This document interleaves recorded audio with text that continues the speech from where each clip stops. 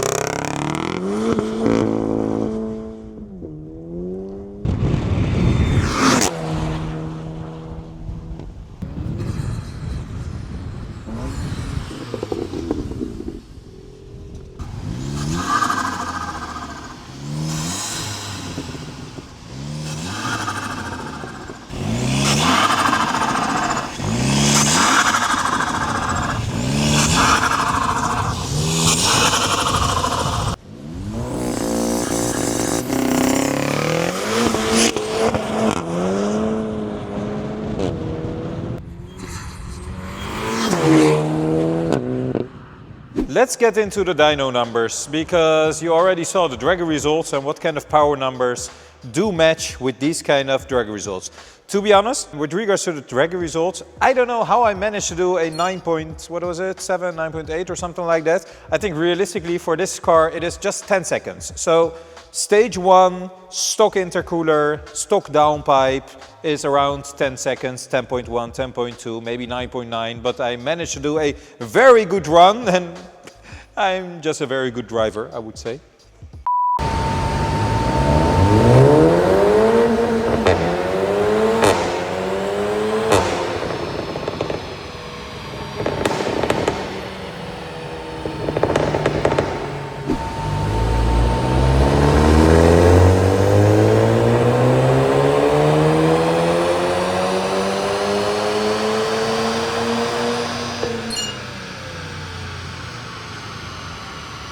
So the numbers. The car should do around 380 Newton meters and 290 horsepower.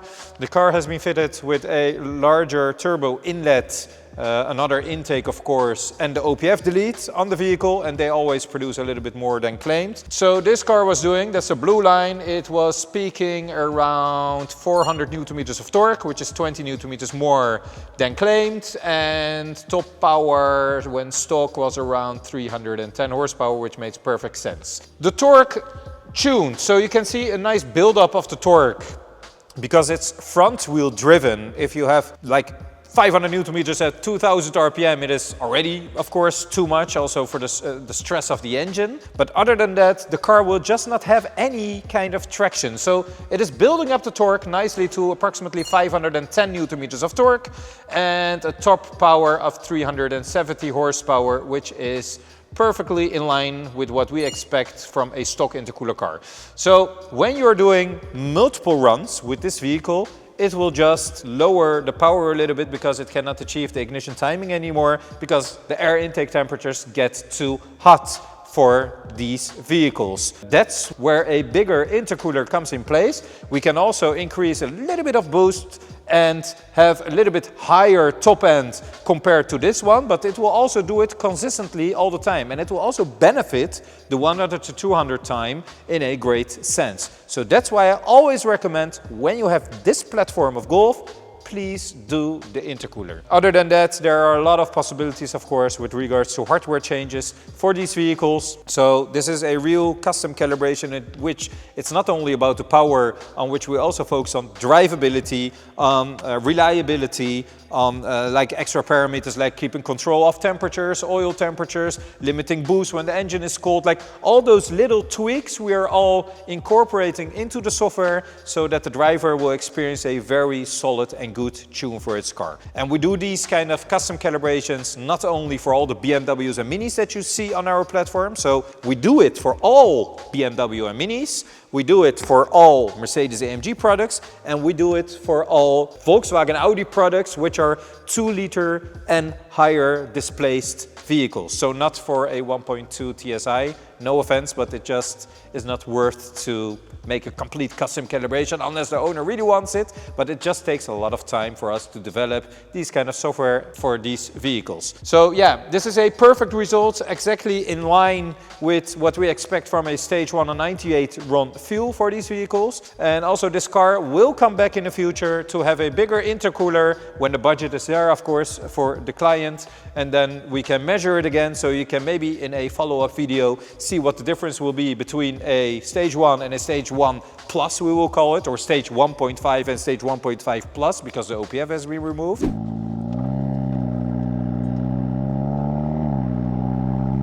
So let's start off in comfort mode, right? I mean, people also drive these cars when just going from A to B in fully comfort mode. And as explained, we only removed the OPF filter out of this vehicle, not even the resonator or something like that, just the OPF filter, because I wanted the customer to first hear how the car sounds in this hardware configuration. He firstly wanted to have the OPF removed, after which he decided to have the OPF and the mid silencer removed. But I then thought like, okay, let me just only delete the OPF, let him hear how it sounds like, so he can really decide in the future if he really wants to remove the mid silencer as well, yes or no. I think that's the best way to do it, otherwise it can be too loud and then you have to put back something again. Yeah, the car is in fully comfort mode. You can hear a little bit of an exhaust note. Because the exhaust is a shorter exhaust than, for example, a BMW 5 Series with a longer exhaust, it will silence more in the end. And the 4 cylinders, they sound a little bit different than 6 cylinders, of course. I think this is a very respectable setup.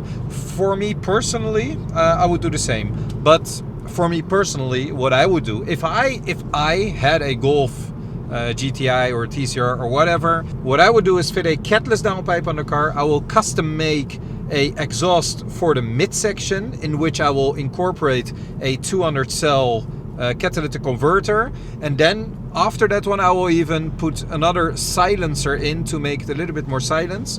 But the catless downpipe will lead to a better flowing exhaust setup and better spooling turbocharger without having a sport cat or another catalyst right at the exit of the turbocharger, and that provides the best flow, to have the sport cat in the midsection of the car.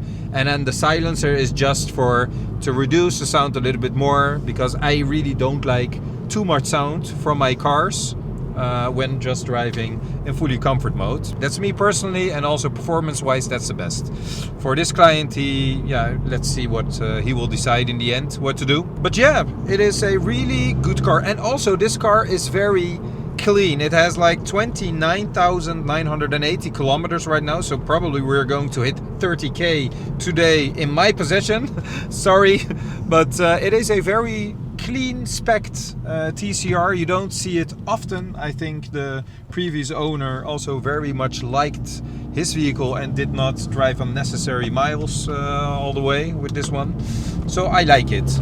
But yeah, we are not here only to drive in comfort mode. Let's put it in sport, manual mode for the gearbox. And you know, we're going right here. So we cannot floor it yet because it's still not warmed up properly. It's 61 degrees oil temperature.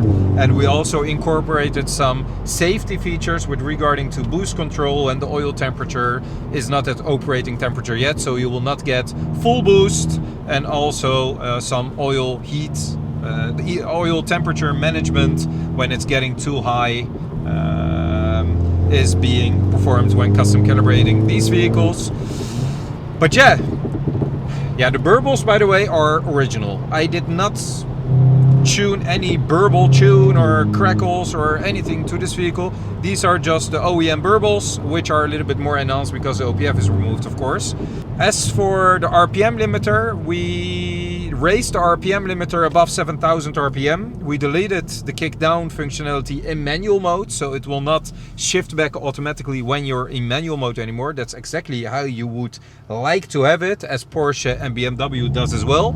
So that's the same philosophy, and it drives absolutely... It is just a very good car. I really like the TCR. So our versions, they have four-wheel drive, but the TCR and the Club Sport, they are front-wheel driven. And this platform, it doesn't have rear-wheel drive. When you don't have a rear-wheel driven platform, but it is or front-wheel or four-wheel drive based on a front-wheel platform, I like the front-wheel driven cars more. They're way more fun than a four-wheel drive in my perspective. And the power is just enough. I did 0 to 100 with this car on a damped road. It was yesterday a little bit damped. It's not completely wet, but just a little bit watery and cold. And I did a 5.1 or 5.2 seconds 0 to 100. This is not the car to do drag races with, but that shows how capable the chassis is and how the power is being delivered, how the torque is being managed by the custom calibration. It is just a really good platform, and I really do like it. Now the oil is a little bit warmer, so we can, let me, fourth gear.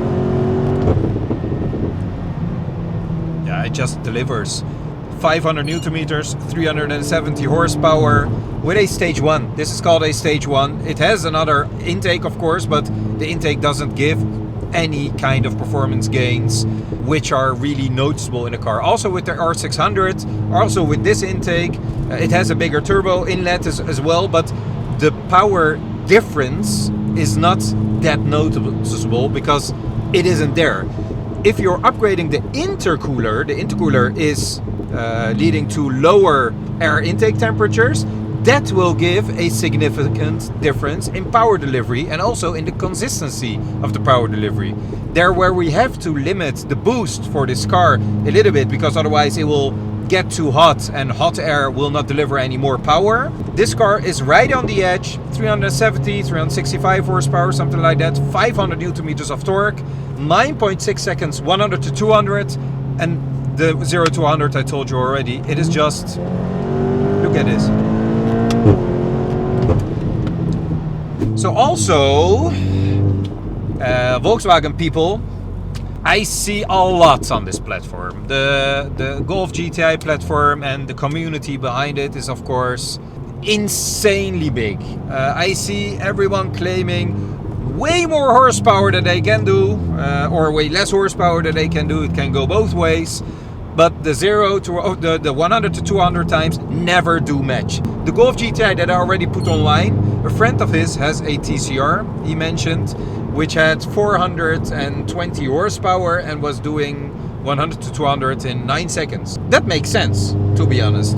But you also hear a lot of other things with a stage 1 that they're providing like 400 horsepower already and they're doing like 11 seconds, 100 to 200 or even more, which doesn't make sense. So the horsepower never focus on horsepower numbers. And also with this platform, if you're not upgrading the intercooler, you will always be slower than 100 to 200 because the car will already heat soak a little bit, and there's some trash on the road as you can see. That's an exploded tire or something like that. The car will heat soak eventually. It will lead to a power reduction because the air temperatures are getting too hot. Also for the longevity, you know what it is. When the air intake temperatures are climbing, the car will automatically reduce timing. But still, the hot air is entering the combustion chambers, right? So also for longevity, I would always advise to have cooler air. Why do you think that a lot of tuners, or why do you think that even manufacturers have water methanol injection in the intake part of a car? Especially with newer vehicles, they are doing that to lower the air intake temperatures, which will lead to more power, more efficiency, more longevity, more reliability, more and more of everything, and also more money because you have to pay for that part, of course, and the installation. But it is better for your car. Let's floor it. Third gear. Bam! Look at the RPM. Do you see the RPM? 7,000. What? This car just goes. I think there are some cameras on the car. We have to be a little bit careful. So the first must-have upgrade that you should do on a Golf platform, in my opinion, OPF if you have one, intercooler. Those two things. Not directly to the downpipe and all those other things. Intercooler is the most important part and will give your car consistency and power. That's it, and that's not my opinion, that's the truth. For more interesting facts, keep following me. It is a really good tune, good car. I like the platform, and I think it's an awesome car to drive. As a driver's perspective, I would literally buy a TCR, put some Cup 2s on it or whatever, slick tires on the vehicle, change the suspension for the track and just go. I think it will be a very fun car to drive also on the track because the brakes are also very capable. So yeah, I am really impressed by the TCR. I know these cars already, of course, but every time when I get into a clean spec TCR, I'm asking Oleg, should I buy one? Should I buy one? You tell me.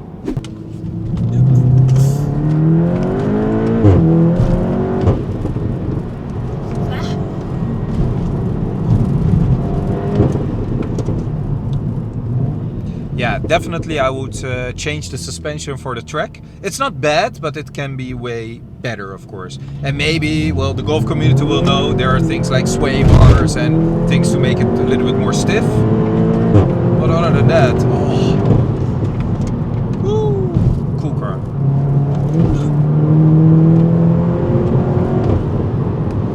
And also what is cool is the intake sound. You can hear the intake sounds. The carbon intake is just fabulous. This is one of the few intakes that I would do to a car, to be honest. Other than that, not a lot of intakes really capture or get my attention here. From the other side, this road is closed. But from this side, let's go.